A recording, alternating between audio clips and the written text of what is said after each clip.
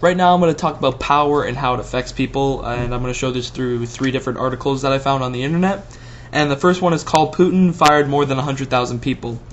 So what happened was Russian President Vladimir Putin signed a decree 2 weeks ago that would reduce the number of political workers by 10%, or 110,000 people. Most of the cuts will be towards administrative staff and will bring the total number of employees down to just about a million. Russia's economy has been badly affected this past year because of dropping oil prices and Western sanctions over the crisis in Ukraine. Russia's gross domestic product has shrunk down by 2.2% in 2015.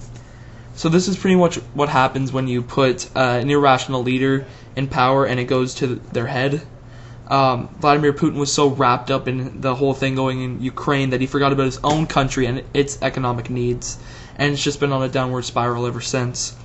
So his way of counteracting this is slashing out 110,000 people from their jobs, making them unemployed. This will save the government money, but it would also lower the standard of living by a little bit, which isn't any better than just slashing them out. So I think that he should have just, made minor salary cuts around the whole government. That would have saved him money and probably had the same effect. These are also like the worst people to put out of work because their job is not very transferable. Like they want to work in a government, and they could go move to a different country, work for their government, but now they're out of a job, so it's going to be kind of hard for them to do that. So this what happens is if you put in a leader that does what's best for his or her country, then that's great. But like if you put somebody who will hurt thousands and thousands of people in order to increase the standard of living for other people, then that's no good because you're still slashing out against other people. I think this is all a result of how Vladimir Putin always wants to look like a tough guy. He's always shooting guns and riding horseback, and he tries to develop this whole tough guy image, and this is just a result of that, in my opinion. The next one is North Korea, if provoked, would fight U.S. until there would be no one left. So because there was no peace treaty at the end of the war between the Koreas on July 27, 1953, an armistice was signed by the U.S., China, North, and South Korea that brought the war to the end. So pretty much what that means is it's a ceasefire for a set amount of years. And they at the 62nd anniversary of it, Korea said that if the U.S. were to provoke another war or kind of poke at them, that they would be totally ready, and our military, like as military wise, they are equipped, and they're totally ready to start a second war to end U.S. imperialism. So this is a prime example of what power has done to Kim Jong-un. They say that he is actually more reckless than his father and his grandfather. He's become totally fearless of anything. What he's really asking, he's asking the U.S. to start a war just so he can prove that North Korea has a stronger military than what is said, because he puts a lot of time and money into the military, but it's still not the strongest because it's a small country. And he's just like, okay, well, if I take down the U.S., then it'll show everybody that we are like a really strong country. But the U.S. actually has the strongest military in the world right now, and Kim Jong-un is really poking at that tiger, and I really don't think it's going to end out well for him if there is another war that starts. I don't think Barack Obama is going to start another war, but he's really invoking that. He's just saying, okay, well, if you say something, we'll go. But really, he's saying, okay, say something so we can go. And he doesn't want to instigate, but he does want to retaliate.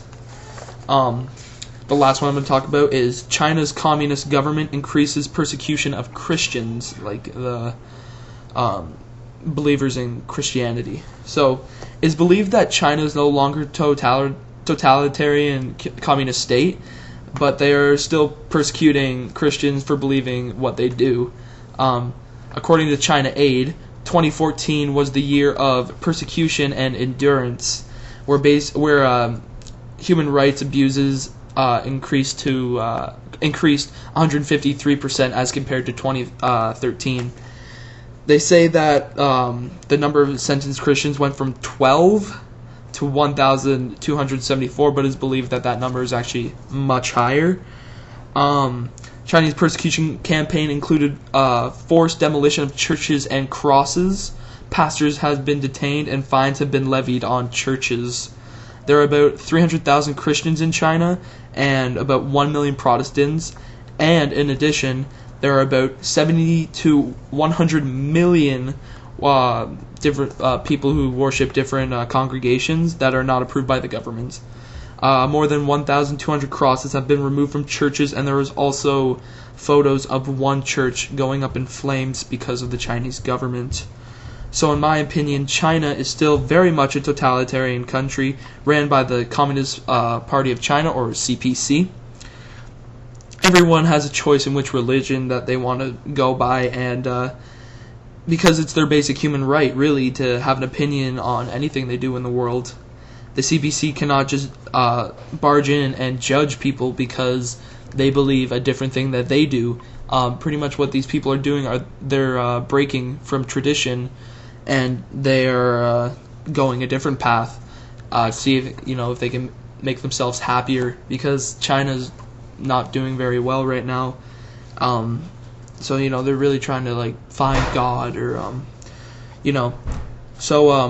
Christianity is a religion that is practiced all around the world, but in China it's not proper to practice it, because this group of people who use scare tactics really to stay in power say it isn't, and if you do practice it, you are sentenced because it's not right. So that is really their only argument at this point. It's just not right, because this group of people wants to break from tradition and try something else. It doesn't mean you have to destroy their homes and churches. That's actually something that they do. If you have a cross at your home, they do rip it down, and in some extreme cases, they actually destroy your home. And because it is a communist party, there's nobody running against them, so they think they can just walk over everybody, and everybody will follow them because they have nobody else to follow. And they are a pretty powerful, persuasive group. So pretty much this is what happens when you give the wrong people power, and the consequences are quite dire. Thank you.